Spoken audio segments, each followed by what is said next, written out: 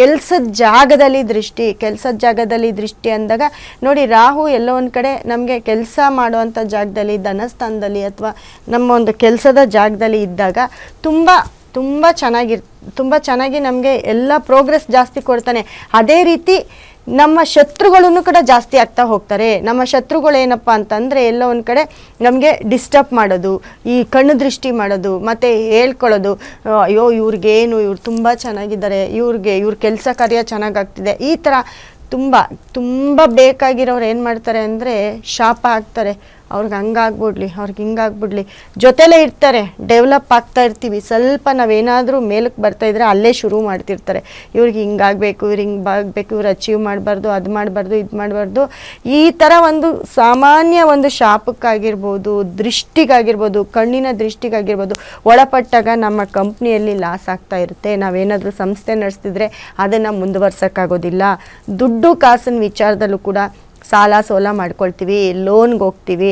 ಈ ರೀತಿ ಕೊನೆಗೆ ತುಂಬ ತಲೆ ಕೆಟ್ಟರೆ ಕೊನೆಗೆ ಅವರು ಯಾಕಂದರೆ ತುಂಬ ಜನ ನೋಡಿದ್ದೀವಿ, ಯಾವುದೋ ಒಂದು ಮೂಲಕ ಪಾಪ ದೊಡ್ಡ ಒಂದು ಕಂಪ್ನಿ ಮಾಡಿಬಿಟ್ಟಿರ್ತಾರೆ, ಅದಕ್ಕೆ ದುಡ್ಡು ಹಾಕ್ತಾ ಇರ್ತಾರೆ, ಎಲ್ಲೋ ಒಂದು ಕಡೆ ಲಾಸ್ ಆಗ್ತಾ ಇರುತ್ತೆ, ಮತ್ತೆ ಸಾಲ ತೊಗೊಬಂದಾಗ್ತಾರೆ, ಸಾಲ ಜಾಸ್ತಿ ಆಗುತ್ತೆ, ಲೋನ್ ಆಗುತ್ತೆ, ಏನೂ ಕಟ್ಟೋಕ್ಕಾಗ್ದಿರ ಕೊನೆಗೆ ಸೂಸೈಡ್ ಮಾಡ್ಕೊಳ್ಳೋಂಥ ಪರಿಸ್ಥಿತಿ ಬಂದಾಗ ತುಂಬ ಜನ ಈ ಒಂದು ಬಿಸ್ನೆಸ್ ಇದರಲ್ಲಿ ಸೂಸೈಡ್ ಮಾಡ್ಕೊಂಡಿರ್ತಾರೆ, ಇಲ್ಲ ಅವಮರ್ಯಾದೆಯನ್ನು ಅನುಭವಿಸಿರ್ತಾರೆ. ಈ ರೀತಿ ಅಥವಾ ತುಂಬ ಚೆನ್ನಾಗಿ ಯಾವುದೋ ಒಂದು ಮನೇಲಿ ಮದುವೆ ಮುಂಜಿ ಮಾಡ್ತಾ ಇರ್ತಾರೆ, ಆ ಟೈಮಲ್ಲಿ ಏನಾಗ್ಬಿಡುತ್ತೆ, ಮದುವೆ ಮುಂಜಿ ಮಾಡಿದಾಗ ಎಲ್ಲೋ ಒಂದು ಕಡೆ ಈ ಥರ ಒಂದು ಮಿಸ್ಟೇಕ್ ಆದಾಗ ಅವ್ರಿಗೆ ತಡ್ಕೊಳಕ್ಕಾಗದೇ ಇರೋಷ್ಟು ನೋವಾದಾಗ ಮನೇಲಿ ಯಾರನ್ನಾದ್ರೂ ಕಳ್ಕೊಬಿಡೋದು, ಇಲ್ಲ ಕುಟುಂಬದಲ್ಲಿ ಯಾರಿಗಾದ್ರೂ ಹುಷಾರಿಲ್ಲರಾಗೋದು, ಇವೆಲ್ಲ ಕೂಡ ದೃಷ್ಟಿಯಿಂದನೇ ಇವೆಲ್ಲ ಕೂಡ ಬರುತ್ತೆ. ಅಂದರೆ ಪರರ ಕಣ್ಣು ದೃಷ್ಟಿ.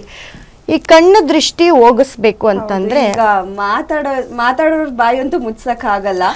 ಅದಕ್ಕೆ ನಮಗೆ ನಾವು ಪರಿಹಾರ ಮಾಡ್ಕೊಳ್ಬೇಕಾಗತ್ತೆ. ಈ ಕಣ್ಣಿನ ದೃಷ್ಟಿಗೆ ಪರಿಹಾರ ಮಾಡ್ಕೊಳ್ಬೇಕು ಅಂತಂದ್ರೆ ನೋಡಿ, ಈ ಒಂದು ಸ್ಟೋನು, ಯಾಕಂದ್ರೆ ಈ ಒಂದು ಸ್ಟೋನ್ ಅನ್ನ ನೀವು ನಿಮ್ಮ ಮನೆ ಬಾಕ್ಲು ಹೊರಗಡೆನಾದ್ರೂ ಇಡ್ಬೋದು. ನೋಡಿ ಕಾಣಿಸ್ತಿದೆ, ಆ ಒಂದು ಸ್ಟೋನು ದೃಷ್ಟಿ ಅನ್ನೋದು, ದೃಷ್ಟಿ ತೆಗಿಯೋದಕ್ಕೆ ನಿಮ್ಮ ಮನೇಲಿರೋ ನೆಗೆಟಿವ್ ಪೂರ್ತಿ ಹೊರಗಡೆ ಹಾಕತ್ತೆ.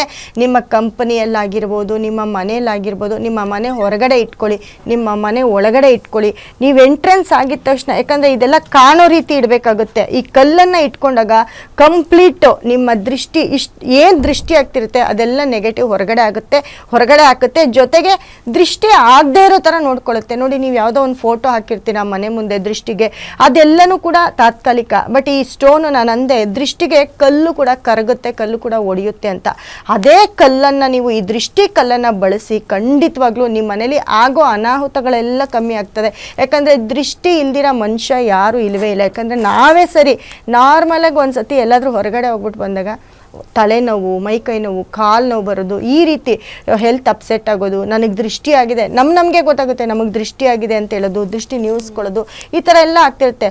ಹಾಗೆ ನಮ್ಮ ಮನೆಗೆ ಆದಾಗ, ನಮ್ಮ ಕುಟುಂಬದಲ್ಲಾದಾಗ ಎಷ್ಟು ರೀತಿ ನೋವನ್ನು ಅನುಭವಿಸ್ತೀವಲ್ವಾ. ದೃಷ್ಟಿಯಾಗಿದೆ, ಆಮೇಲೆ ಎಲ್ಲೋ ಒಂದು ಕಡೆ ಹೋಗ್ತಾರೆ, ದೇವಸ್ಥಾನಕ್ಕೆ ಹೋಗ್ತಾರೆ, ಕೇಳ್ತಾರೆ, ದೃಷ್ಟಿ ತೆಗಿಸ್ತಾರೆ, ತಡೆ ಓಡಿಸ್ತಾರೆ, ಏನೆಲ್ಲ ಮಾಡಿಸ್ಕೊಂಡು ಬರ್ತಾರೆ, ಆದರೂ ಕೆಲವ್ರಿಗೆ ಸರಿ ಹೋಗೋದೇ ಇಲ್ಲ. ಈಗ ಇದು ಸ್ಟೋನ್ ಬಂದು ಮನೇಲಿಟ್ರೆ ಎಲ್ಲರಿಗೂ ಸೇರಿ ಹೌದು. ಇದನ್ನ ನಿಮ್ಮ ಆಫೀಸ್ ಏನಾದರೂ ಮಾಡಿದ್ರೆ, ನಿಮ್ಮ ಕಂಪ್ನಿ ಏನಾದರೂ ನಡೆದಿದ್ರೆ, ನಿಮ್ಮ ಓನ್ ಆಫೀಸು ಕಂಪನಿ ಏನಾದರೂ ಸರಿ ನಡೆಸ್ತಾ ಇದ್ರೆ, ನೀವು ಅದನ್ನ ನಿಮ್ಮ ಒಂದು ಚೇಂಬರಲ್ಲಿ, ನಿಮ್ಮ ಎಂಟ್ರೆನ್ಸ್ ಬಾಕ್ಲಿಂದ ಹೊರಗಡೆ ಇಟ್ಟಾಗ ಕಂಪ್ಲೀಟ್ ಎಂಟೈರು ನಿಮ್ಗೆ ಏನು ದೃಷ್ಟಿ ಆಗುತ್ತೆ, ನಿಮ್ಮ ಆಫೀಸು, ನಿಮ್ಮ ಕಂಪ್ನಿ, ಇದಕ್ಕೆ ಏನು ದೃಷ್ಟಿ ಆಗುತ್ತೆ ಅದೆಲ್ಲ ಕೂಡ ಹೊರಗಡೆ ಹಾಕುತ್ತೆ.